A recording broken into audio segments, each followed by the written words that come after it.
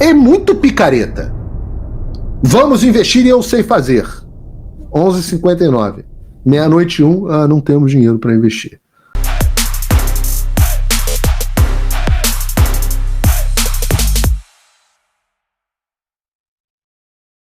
Principalmente com essa piora da economia. Um abraço aí pro Vitor Brown. Na possibilidade, no início de uma discussão sobre o processo de impeachment do presidente Lula. Queria ouvi-lo sobre isso. O senhor acha possível, no cenário atual, é uma realidade que o Brasil pode viver nos próximos meses, um processo de impeachment? E seria bem-vindo, na opinião do senhor, presidente?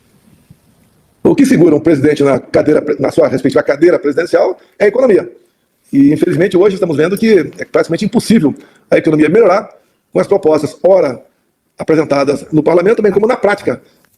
O que vem acontecendo no Brasil como um todo. Estava agora há pouco discutindo aqui, conversando com o Altineu Cortes, que é o líder do partido, sobre o projeto de lei complementar que regulamenta, então, a reforma tributária. São 500 artigos. A primeira coisa nos assusta, mas não era para desburocratizar, facilitar, diminuir o número de impostos? E estamos vendo que é exatamente o contrário. O governo resolveu fazer o ajuste fiscal em cima de aumento de impostos ou criação de outros impostos que onera a já bastante sofrida classe produtora do Brasil. Estava também o deputado Passarinho aqui lá do Pará, por coincidência, no estado que eu acabei de chegar, e ele é a pessoa que está na linha de frente nessas negociações em Brasília. Nenhum setor está satisfeito com essa proposta, se bem que ela é para entrar em vigor daqui a alguns anos, ou seja, uma bomba com efeito retardado. E nós estamos buscando uma maneira de... Essa bomba com efeito retardado, ela é feita para pegar retardado mesmo, porque, aliviar a pressão política disso acontecer no curto prazo. De primeiro ser contra essa proposta como um todo. E depois, caso venhamos a ser derrotados, atenuar as consequências para a classe produtiva do Brasil. Ou seja, ninguém entende o que esse governo faz, pelo que me parece. É uma excelente proposta o que está sendo feito para quebrar o Brasil. Que, afinal de contas, essa turma de esquerda não consegue ficar à frente muito tempo de um país organizado, economicamente falando. Então, eu acho que dificilmente as medidas tomadas até o momento. E o que está... O que ele está dizendo é que a esquerda não consegue, ela precisa do caos para se manter no poder. E o plano é o caos. A dúvida é se o Brasil consegue reagir ao caos antes deles tomarem os meios absolutos do controle do poder, se é que eles já não os têm. Na prática com o mercado, não terá vida longa à esquerda. Agora, ninguém entende como é que nós perdemos as eleições, né? A própria forma como o povo sempre tem me recebido ao longo desse último ano e meio, algo relativamente que não dá para entender. A forma carinhosa, respeitosa e bastante participativa por parte da população. Mas vamos considerar isso parte da virada. Eu tenho esperança que nesse trabalho que estão fazendo por todo o Brasil, não só o meu partido, algumas outras pessoas de outros partidos também têm feito um bom trabalho também, não vou dizer que somos aqui os virtuosos dessa história toda, teremos uma grande guinada na política em outubro do corrente ano. Olha, em outubro do corrente ano é a eleição municipal.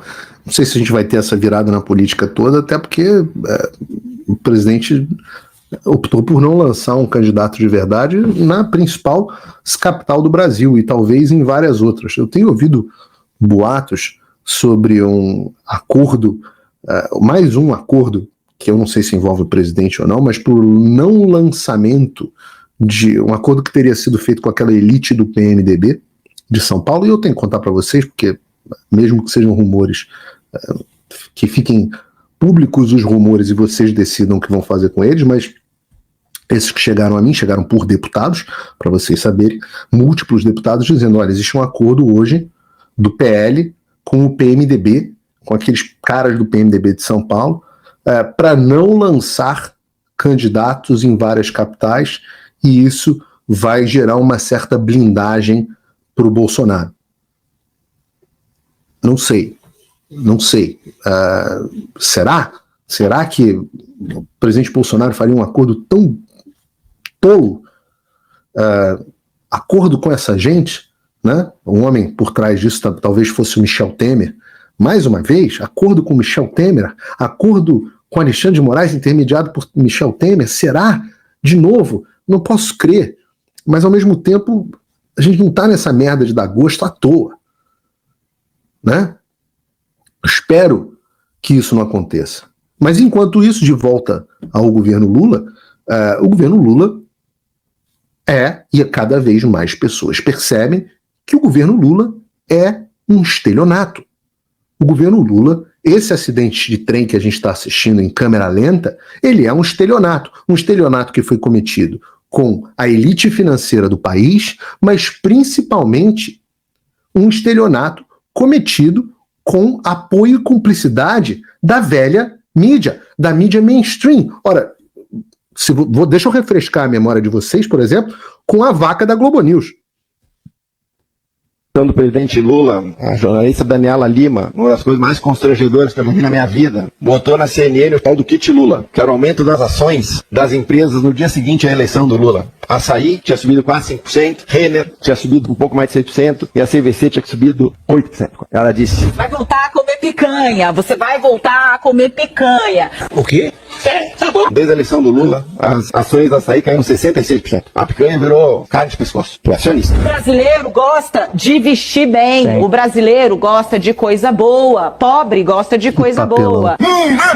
Desde então, as ações caíram 60%, saíram de 30 para 12. Pro acionista da Renner, o governo Lula foi uma tragédia. E a CVC? Você vai voltar a ver aeroporto lotado como se fosse rodoviária. Como é que a história termina? A CVC saiu de 7, caiu 75, caiu 61%. E um ano depois, as ações do tal kit Lula caíram 62% em média. Fora do universo paralelo, onde o Brasil está bem, e é um universo paralelo restrito. Há poucas pessoas iludidas. O Brasil está com graves dificuldades. Graves. Me preocupa uma série de coisas. Não só fazendo essas observações pontuais, porque, novamente, o Brasil está indo para um caminho difícil, vai arrastar os estados do Rio Grande do Sul dentro, baseado nessa percepção de que o Brasil está bem. Não está nem bem, nem perto de estar no caminho de ir para algum lugar.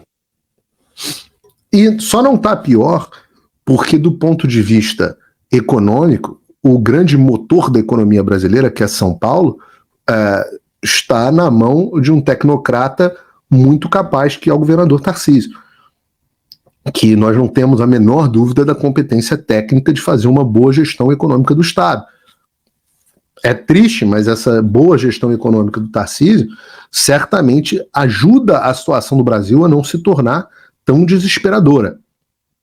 Mas essa bosta que a gente viu aqui agora há pouco da Daniela Lima, esse lixo aí, isso é que se chama de jornalismo.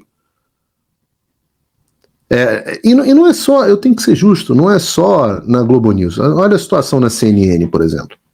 Achando o dólar alto, em 13 de maio de 2020, o dólar fechou a 5,90.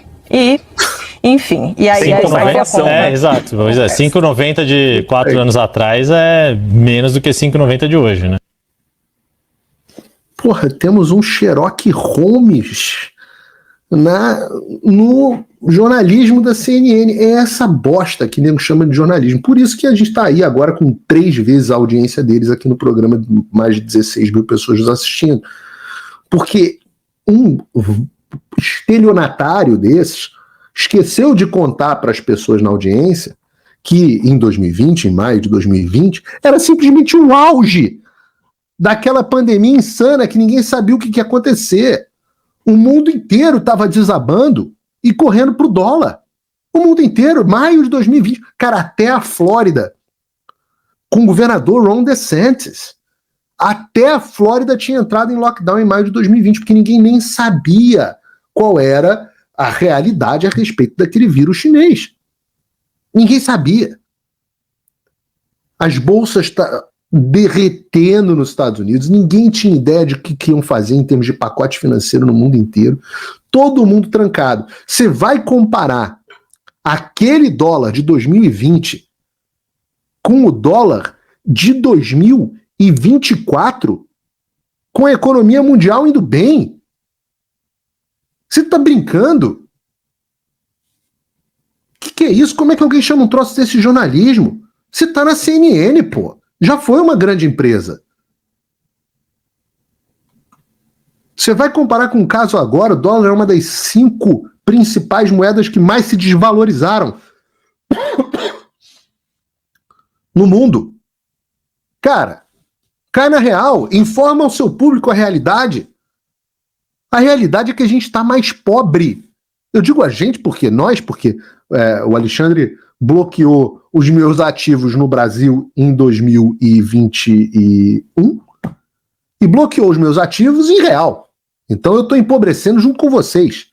Para mim ainda é pior, porque como eu vivo em dólar, né, se eu tinha 100 mil reais no Brasil e esses 100 mil reais eram com dólar de 5, eu perdi agora com dólar de 5,50, eu perdi 10%, perdi 10 mil reais. né, em dólar, né? Perdi 10 mil reais em dólar. Então, assim, nós todos estamos empobrecendo. O nosso dinheiro vale menos. E, claro, a consequência disso, inevitavelmente, é na inflação. E a inflação conecta com o assunto que a gente estava falando, que é a inflação extremamente impopular. Absolutamente impopular. Uma das coisas que destrói governo é a inflação. Uma das razões da insatisfação com o governo Biden é a inflação. E não seria possível o estelionato do governo Lula sem os estelionatários da imprensa, como foi com o governo Biden. Os estelionatários da imprensa falaram para a população que ia ficar tudo maravilhoso, que o Lula tinha um grande plano econômico para o Brasil, que ele faria um grande superávit, teríamos déficit zero no primeiro ano. Tinha arcabouço fiscal, o Lula era muito bom nas contas públicas. Daniela Lima diz que o povo ia voltar a comer, andar de avião. Isso não foi a campanha. Isso não foi a campanha, não. Isso foi a Globo News. São os mesmos autores do estelionato de que o Biden está muito bem de saúde. Só que não adianta, a realidade se impõe. Vai acabar o dinheiro. E quando acabar o dinheiro, casa onde falta o pão, todo mundo grita sem razão. Vamos ver outro exemplo de estelionato. Simone Tebet, antes. Tebet defende investir em ferrovias. Eu sei como fazer e vou fazer nas eleições de 2020. Pô, que caramba, hein? Pô, Simone Tebet vai fazer. Abracadabra. Simone Tebet, 2024. Brasil não tem orçamento para investir em ferrovias. Puta merda, é muito picareta. É muito picareta. Vamos investir e eu sei fazer. 11h59. Meia-noite 1, não temos dinheiro para investir. Mas o quão burro você tem que ser para ter caído num golpe da Simone Establishment? Ora, eu diria a você que os metidos a inteligente foram os que caíram no golpe. Lembra aqui, por exemplo, do filósofo Pondé, né? Eu já li uns livros dele, até bons, que mostra que conhecer de filosofia não impede você de ser um trouxa. Pondé, antes do Lula. Prega voto contra o Lula, contra Bolsonaro. Tem tendência apaziguadora e é muito mais inteligente. Olha, quem é o inteligente aqui, hein, o Pondé? Pondé, pós-Lula. O PT é uma gangue que sequestrou o país.